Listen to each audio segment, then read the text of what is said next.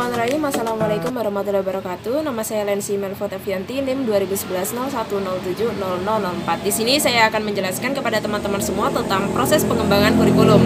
Proses pengembangan kurikulum itu memiliki arti perkata, di mana proses itu adalah suatu langkah-langkah atau serangkaian tahapan.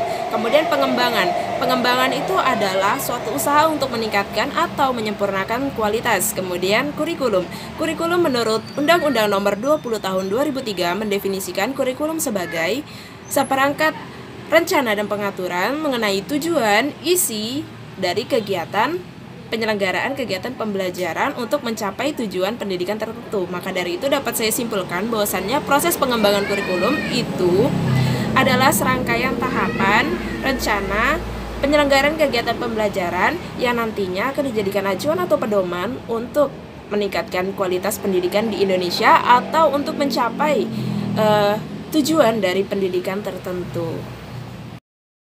Selanjutnya, di dalam proses pengembangan kurikulum itu ada yang namanya proses kurikulum. Artinya adalah serangkaian tahapan untuk membuat kurikulum. Proses kurikulum secara umum itu ada 3 tahapan. Yang pertama adalah perencanaan, yang kedua adalah implementasi, dan yang ketiga adalah evaluasi. Dan ketiganya ini posisinya tidak dapat ditukar. Karena apa?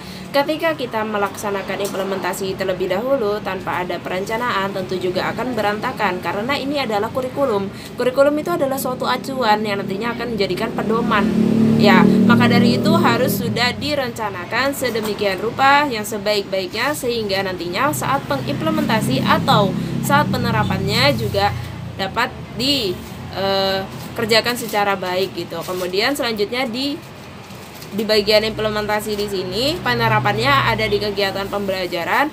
Di kegiatan pembelajaran ini tentunya ya tentang materi atau media dan lain sebagainya itu apakah sudah sesuai gitu. Itu akan nantinya diterapkan di kegiatan pembelajaran sehingga dievaluasi nanti ketika ada ingin mengadakan suatu pengembangan kurikulum. Nah, nanti dievaluasi apakah kurikulum yang sebelumnya itu mampu atau efektif digunakan seperti itu. Jikalau memang itu belum efektif, tentunya nanti akan diadakan proses pengembangan kurikulum.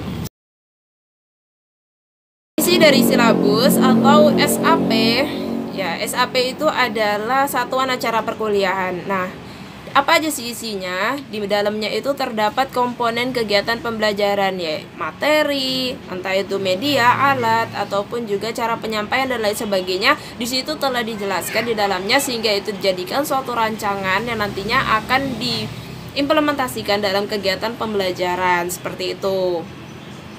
Pada intinya, semua ini bertujuan untuk menjawab tantangan dari perkembangan zaman yang sekarang. Contohnya aja ya, seperti saat ini. Dari perkembangan zaman sekarang, kurikulum itu ada perubahan ataupun juga ada menyesuaikan dari perubahan sosial. Contohnya sekarang menggunakan kurikulum darurat yang tetap mengacu kepada falsafah bangsa atau tetap mengacu pada kurikulum 13 di mana mengurangi yang namanya kompetensi dasar dari setiap mata pelajaran.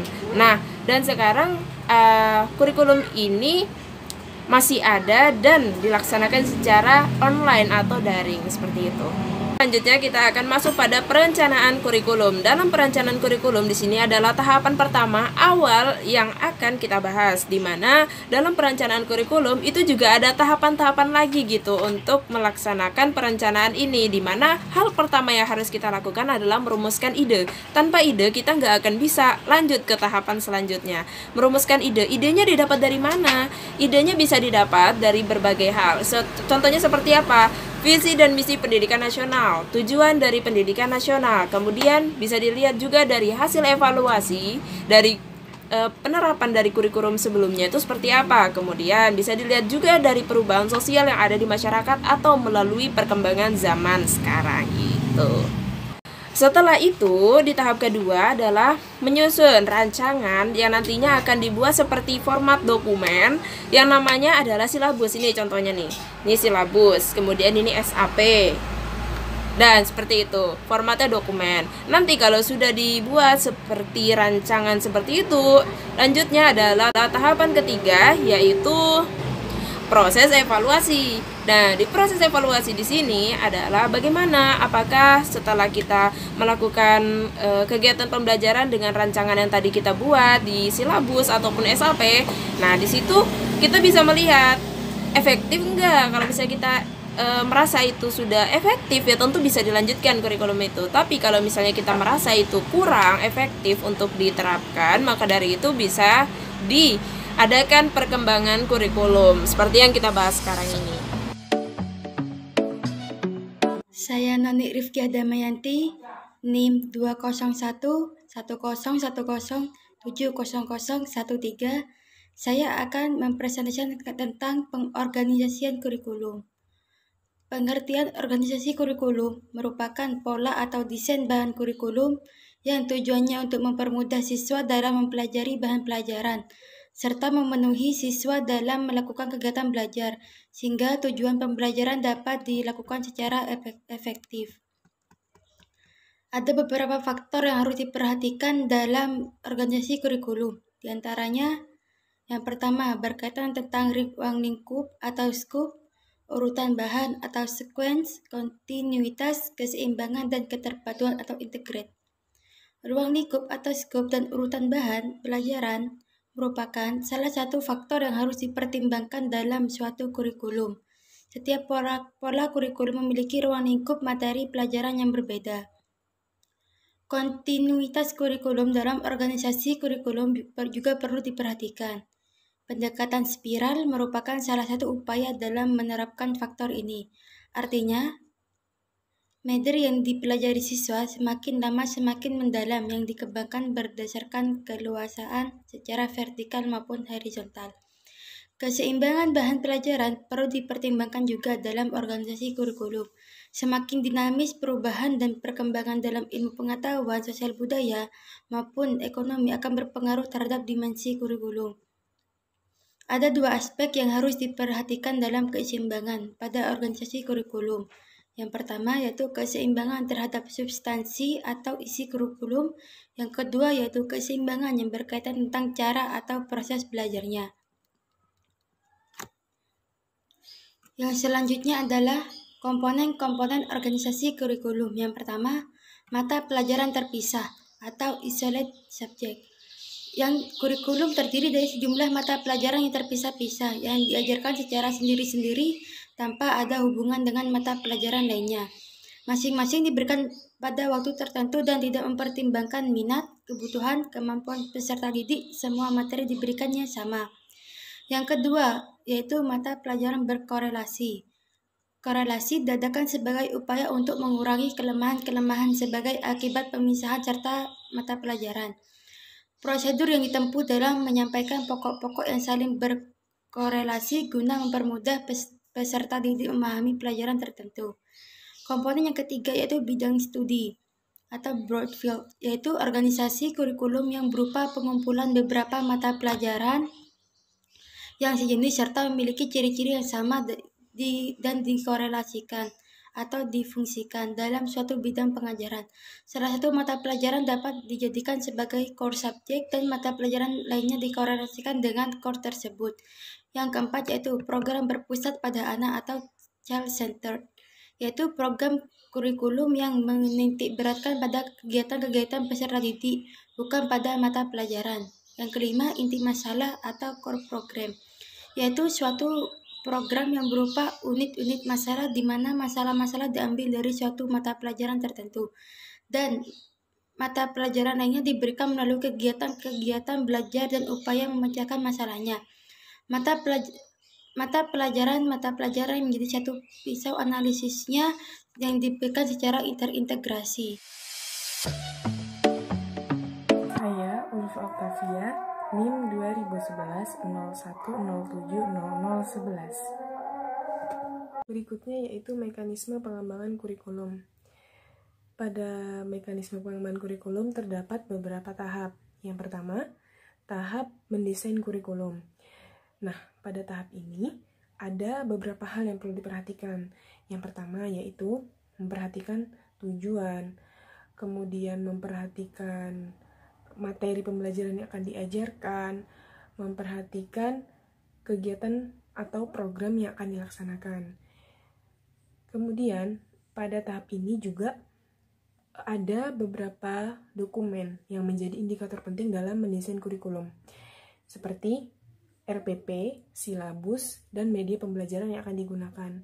Karena indikator tersebut sangat mempengaruhi pengembangan kurikulum yang akan dilaksanakan. Kedua, yaitu tahap implementasi. Pada tahap ini, guru dan peserta didik berperan aktif dalam menjalankan rencana kegiatan atau program yang telah disusun pada tahap mendesain kurikulum. Yang ketiga, yaitu tahap evaluasi. Nah, pada tahap ini akan diberi penilaian terhadap program yang telah direncanakan, apakah program tersebut berjalan dengan baik atau tidak. Kemudian, yang terakhir yaitu tahap penyempurnaan. Setelah adanya tahap evaluasi, kemudian tahap penyempurnaan. Nah, pada tahap ini akan dilakukan beberapa penyempurnaan dari kesalahan-kesalahan atau kekurangan-kekurangan yang telah didapat dari informasi pada saat mengevaluasi kegiatan pengembangan kurikulum.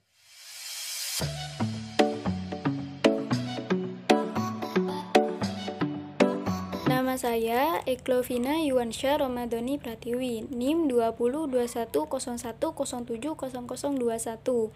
Di sini saya akan mempresentasikan tentang model pengembangan kurikulum. Model pengembangan kurikulum adalah model yang digunakan untuk mengembangkan suatu kurikulum, di mana pengembangan tersebut dibutuhkan untuk memperbaiki atau menyempurnakan kurikulum yang dibuat untuk dikembangkan sendiri, baik dari pemerintah pusat, pemerintah daerah, ataupun sekolah. Di sini saya akan menjelaskan beberapa model pengembangan kurikulum menurut para ahli. Yang pertama adalah model kurikulum Ralph-Taylor, yang kedua model kurikulum Hilda Taba, yang ketiga model kurikulum Beauchamp. Model yang pertama adalah model Taylor. Model Taylor termasuk model yang deduktif, yaitu dimulai dari hal yang umum menuju hal yang khusus. Misalnya dimulai dari menguji kebutuhan masyarakat sampai merumuskan sasaran pengajaran yang khusus. Taylor telah menanamkan pentingnya hal yang rasional, sistematis, dan pendekatan dalam tugas mereka. Taylor mengidentifikasikan tujuan umum berdasarkan 3 sumber: anak didik, kehidupan kontemporer, dan mata pelajaran. Kemudian, Taylor menempatkan 4 pertanyaan, yaitu tujuan pendidikan apa yang harus dicapai oleh sekolah, pengalaman-pengalaman pendidikan apakah yang semestinya diberikan untuk mencapai tujuan pendidikan, bagaimana pengalaman-pengalaman pendidikan sebaiknya diorganisasikan, dan bagaimana menentukan bahwa tujuan telah tercapai. Dari 4 pertanyaan tersebut dapat kita pahami bahwa menurut Taylor ada 4 tahapan yang perlu diperhatikan dalam pengembangan kurikulum. Yaitu yang pertama, menentukan tujuan pendidikan, yang kedua, menentukan pengalaman belajar, yang ketiga, mengorganisasi pengalaman belajar, yang keempat, mengevaluasi pengalaman belajar. Model yang kedua adalah model pengembangan kurikulum dari Hilda Taba. Model Taba ini adalah model yang memodifikasi model Taylor. Model ini termasuk model pengembangan kurikulum induktif, yaitu dari mengembangkan materi kurikulum yang aktual kepada hal yang umum. Pengembangan kurikulum yang dilakukan guru dan memposisikan guru sebagai inovator. Menurut Taba, proses pengembangan kurikulum ada 5 langkah, yaitu pertama, membuat unit-unit eksperimen, yang kedua, menguji unit-unit eksperimen, yang ketiga, mengadakan revisi dan konsolidasi, keempat, mengembangkan kerangka kurikulum, dan kelima, mengimplementasi dan diseminasi unit-unit eksperimen yang baru. Model yang ketiga adalah model pengembangan kurikulum Beauchamp. Beauchamp lebih memberikan tekanan bahwa kurikulum adalah suatu rencana pendidikan atau pengajaran, sedangkan pelaksanaan rencana itu sudah masuk pengajaran. Model Beauchamp mengemukakan 5 hal dalam proses pengembangan kurikulum, yaitu 1. Menetapkan wilayah atau area yang akan melakukan perubahan kurikulum. Yang kedua, menetapkan personalia. Yang ketiga, menetapkan organisasi dan prosedur. Keempat, mengimplementasi kurikulum. Yang kelima, melakukan evaluasi kurikulum. Cukup sekian presentasi dari kelompok kami. Apabila ada kesalahan, kami mohon maaf yang tiada batasnya. Akhirul kalam, Assalamualaikum warahmatullahi wabarakatuh.